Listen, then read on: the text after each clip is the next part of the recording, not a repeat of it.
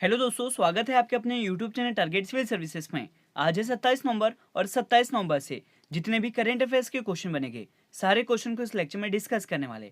और साथ ही दोस्तों इन करंट अफेयर्स के क्वेश्चन से जो भी एक्स्ट्रा फैक्ट बनेगा उन्हें भी हम डिस्कस करेंगे। सबसे पहले हम बात करते हैं जो लास्ट क्लास में आपसे क्वेश्चन पूछा गया था कि राष्ट्रपति रामनाथ कोविंद ने भारतीय सेना के ग्रुप कैप्टन अभिनंदन को किस पुरस्कार से सम्मानित किया है। तो दोस्तों मैं आपको बता दूं कि ग्रुप कैप्टन अभिनंदन को वीर चक्र से सम्मानित किया गया है। यहाँ पे करेक्ट आंसर हो जाएगा ऑप्शन थर्ड। और आप देख सकते हो दोस्तों ये है ग्रुप कैप्टन अभिनंदन और हमारे देश के राष्ट्रपति जो इन्हें सम्मानित कर रहे हैं। तो याद रखना आपको कि राष्ट्रपति रामनाथ कोविंद जी ने भारतीय सेना के ग्रुप कैप्टन अभिनंदन को वीर चक्र से सम्मानित किया है। यहाँ पे करेक्ट आंसर हो गया ऑप्शन थर्ड। और अब दोस्तों स्टार्ट करते हैं जो लास्ट क्लास में हमने क्वेश्चन किए थे उनका रिवीजन। फर्स्ट क्वेश्चन था कि केंद्रीय नीति आयोग के सतत विकास लक्ष्य शहरी भारत सूचकांक 2021-22 में कौन सा शहर शीर्ष पर रहा है। तो शीर्ष पर रहने वाला शहर है दोस्तों शिमला। यहाँ पे करेक्ट आंसर हो जाएगा ऑप्शन वन। नेक्स्ट क्वेश्चन था कि बोईता वंदना महोत्सव या त्योहार किस राज्य या केंद्र शासित प्रदेश से अपना संबंध रखता है। तो इसका संबंध है दोस्तों उड़ीसा राज्य से। करेक्ट आंसर है यहाँ पे ऑप्शन फोर। हाल ही में प्रधानमंत्री नरेंद्र मोदी ने किस अंतर्राष्ट्रीय हवाई अड्डे का शिलान्यास किया है। तो ये शिलान्यास किया दोस्तों नोएडा अंतर्राष्ट्रीय हवाई अड्डे का। करेक्ट आंसर है यहाँ पे ऑप्शन टू। नेक्स्ट क्वेश्चन है कि हाल ही में एशिया के सबसे अमीर व्यक्ति कौन बने हैं। ये बन गए दोस्तों गौतम अडानी। यहाँ पे करेक्ट आंसर हो जाएगा ऑप्शन टू। क्वेश्चन था कि अब्दुल्ला हमडोक किस देश के फिर से प्रधानमंत्री बने हैं। तो ये बन गए दोस्तों सूडान के। यहाँ पे करेक्ट आंसर है ऑप्शन थर्ड। अगला क्वेश्चन था कि केंद्र सरकार ने प्रधानमंत्री गरीब कल्याण अन्न योजना को कितने महीने के लिए बढ़ा दिया है। तो दोस्तों मैं आपको बता दूं कि प्रधानमंत्री गरीब कल्याण अन्न योजना को 4 महीने के लिए बढ़ा दिया गया है। यहाँ पे करेक्ट आंसर है ऑप्शन टू। अगला क्वेश्चन था कि हाल ही में खबरों में रहा जिज्ञासा कार्यक्रम किस क्षेत्र से संबंधित है। इसका संबंध है दोस्तों विज्ञान और प्रौद्योगिकी मंत्रालय से। यहाँ पे राइट आंसर हो जाएगा ऑप्शन फोर। अगला क्वेश्चन था कि महिलाओं के खिलाफ हिंसा के उन्मूलन के लिए अंतर्राष्ट्रीय दिवस 2021 कब मनाया गया है। तो ये मनाया गया था दोस्तों 25 नवंबर को। यहाँ पे राइट आंसर है ऑप्शन थर्ड। और रिवीजन का लास्ट क्वेश्चन है दोस्तों कि अंतर्राष्ट्रीय एमी पुरस्कार 2021 से किसे सम्मानित किया गया है। तो ये सम्मानित किया है डेविड टेनेंट और हेले स्क्वायर को। यहाँ पे करेक्ट आंसर हो जाएगा ऑप्शन थर्ड। और अब दोस्तों स्टार्ट करते हैं आज के करंट अफेयर्स। और अभी तक आपने हमारे लेक्चर को लाइक नहीं किया है तो लाइक जरूर कर दे, शेयर भी कर दे। अगर आप इस चैनल पर नए हो दोस्तों तो इसे सब्सक्राइब भी जरूर करें। क्वेश्चन है कि हाल ही में अंतर्राष्ट्रीय आपराधिक पुलिस संगठन मतलब इंटरपोल की कार्यकारी समिति में एशिया का जो प्रतिनिधि है वो किसे नियुक्त किया है। तो ये नियुक्त किया है दोस्तों प्रवीण सिन्हा को। यहाँ पे करेक्ट आंसर हो जाएगा ऑप्शन टू। तो दोस्तों आपको याद रखना है यहाँ पे कि हाल ही में केंद्रीय अन्वेषण ब्यूरो के विशेष निदेशक प्रवीण सिन्हा को अंतर्राष्ट्रीय आपराधिक पुलिस संगठन मतलब इंटरपोल की कार्यकारी समिति में एशिया का प्रतिनिधि चुना गया है। और इससे पहले दोस्तों यह सीबीआई के तत्कालीन निदेशक और एनसीबी इंडिया के प्रमुख पीसी शर्मा को वर्ष 2003 से 6 के लिए इंटरपोल में एशिया का उपाध्यक्ष चुना गया था। और अंतर्राष्ट्रीय आपराधिक पुलिस संगठन यानी इंटरपोल एक सरकारी संगठन है जो 194 सदस्य देशों के पुलिस बल के बीच समन्वय स्थापित करने में मदद करता है। तो आपको याद रखना है यहाँ पे कि हाल ही में जो अंतर्राष्ट्रीय आपराधिक पुलिस संगठन है मतलब इंटरपोल है इसके कार्यकारी समिति में एशिया का जो प्रतिनिधि है वो किसे नियुक्त किया है तो प्रवीण सिन्हा जी को। यहाँ पे करेक्ट आंसर हो गया दोस्तों ऑप्शन टू। और अब चलते हैं अगले क्वेश्चन की ओर। अगला क्वेश्चन है दोस्तों कि नाइटहुड ऑफ पार्ट गुल्फा सम्मान 2021 से सम्मानित होने वाले पहले भारतीय कौन बने हैं। तो ये कौन बन गए दोस्तों डॉक्टर एस के सोहन रॉय। यहाँ पे करेक्ट आंसर हो जाएगा ऑप्शन टू।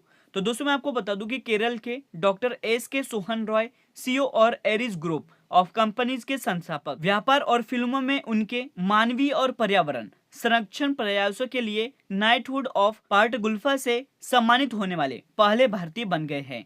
और दोस्तों ये जो नाइटहुड ऑफ पार्ट गुल्फा और नाइटहुड को विश्व गुल्फ भाग पर्यावरण संरक्षण से संबंधित है और पर्यावरण के रक्षक के रूप में इसे मान्यता भी प्राप्त है। तो आपको याद रखना है यहाँ पे कि नाइटहुड ऑफ पार्ट गुल्फा सम्मान 2021 से सम्मानित होने वाले पहले व्यक्ति कौन बन गए हैं। ये बन गए हैं डॉक्टर एस के सोहन राय। और इनका जो संबंध है वो किस राज्य से है तो केरल से। ये भी आपको याद रखना है। और अब चलते हैं अगले क्वेश्चन की ओर। नेक्स्ट क्वेश्चन है दोस्तों कि शेख सबा अल खालिद अल सबा किस देश के नए प्रधानमंत्री बने हैं? तो ये बन गए दोस्तों कुवैत के। करेक्ट आंसर हो जाएगा यहाँ पे ऑप्शन थर्ड। और आप देख सकते हो दोस्तों ये है कुवैत के नए प्रधानमंत्री, जिनका नाम है दोस्तों शेख सबा अल खालिद अल सबा। यहाँ पे दोस्तों हम बात करते हैं कुवैत की, जो कि एशिया महाद्वीप में स्थित है। और कुवैत की जो राजधानी है वो क्या है? तो कुवैत सिटी है। ये आपको याद रखना है। अगला क्वेश्चन देख लेते हैं। टाइम मैगजीन इंडिया ने लाइफ टाइम अचीवमेंट अवार्ड से किसे सम्मानित किया है? तो ये सम्मानित किया दोस्तों DC सिंघानिया जी को। करेक्ट आंसर हो जाएगा यहाँ पे ऑप्शन थर्ड।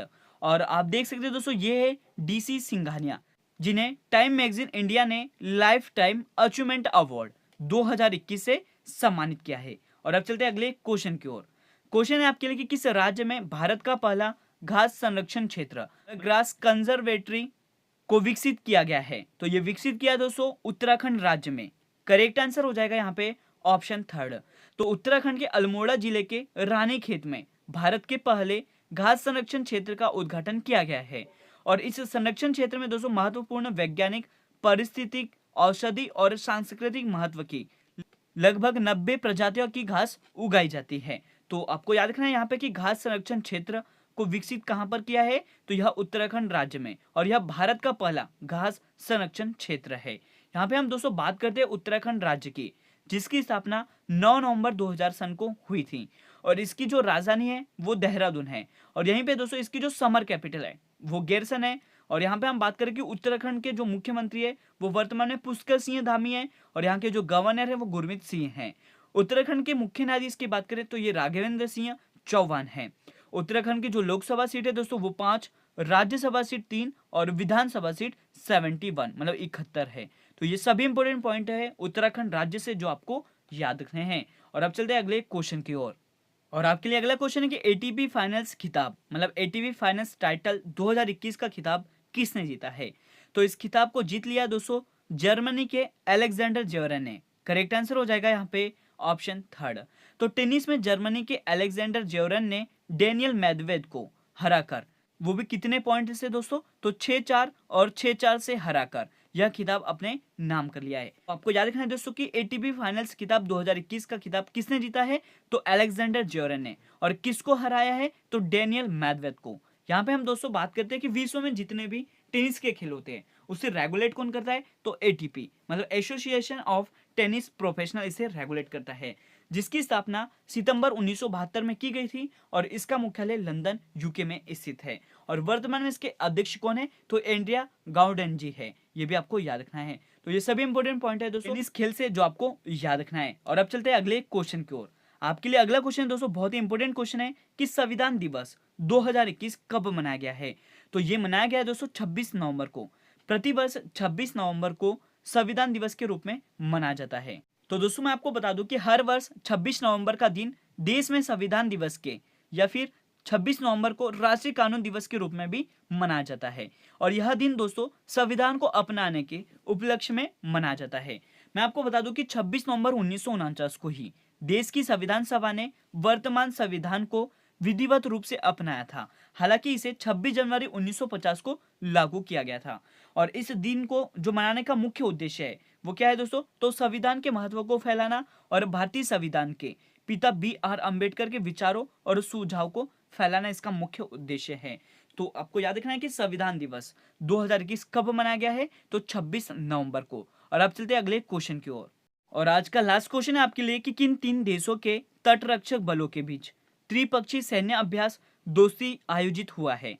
तो ये आयोजित हुआ है दोस्तों मालदीव, भारत और श्रीलंका के बीच। यहाँ पे करेक्ट आंसर हो जाएगा ऑप्शन 1।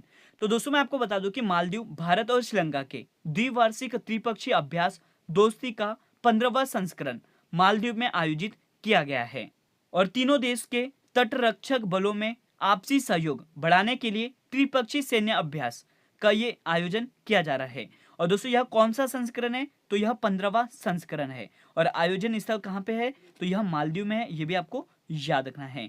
तो याद रखना है दोस्तों आपको कि ये जो 3 देश कौन कौन से हो गए? मालदीव, भारत और श्रीलंका के बीच दोस्ती युद्ध अभ्यास आयोजित किया गया है। यहाँ पे करेक्ट आंसर क्या हो गया? ऑप्शन 1। और आज के क्वेश्चन ऑफ द डे की बात कर लेते हैं। तो अभी तक आपने हमारे लेक्चर को दोस्तों लाइक नहीं किया है तो लाइक जरूर कर दे, शेयर भी कर दे। अगर आप इस चैनल पर नए हो तो इसे सब्सक्राइब भी जरूर कर ले। क्वेश्चन है आपके लिए कि किस देश ने हाइपरसोनिक क्रूज मिसाइल जिरकॉन का सफल परीक्षण किया है? इसका सही जवाब आपको कमेंट सेक्शन में देना है। और साथ ही दोस्तों, जो भी देश इसका सही जवाब होगा उसकी राजधानी क्या है, उसकी मुद्रा क्या है और वहां के राष्ट्रपति का नाम आपको जरूर कमेंट सेक्शन में देना है। तो आज का लेक्चर यहीं पर एंड होता है। अगर आपको हमारा लेक्चर अच्छा लगा हो तो इसे लाइक करिए, शेयर करिए। अगर आप इस चैनल पर नए हो दोस्तों तो इसे सब्सक्राइब भी जरूर कर ले। Thank you so much guys for watching this video. Bye bye, take care.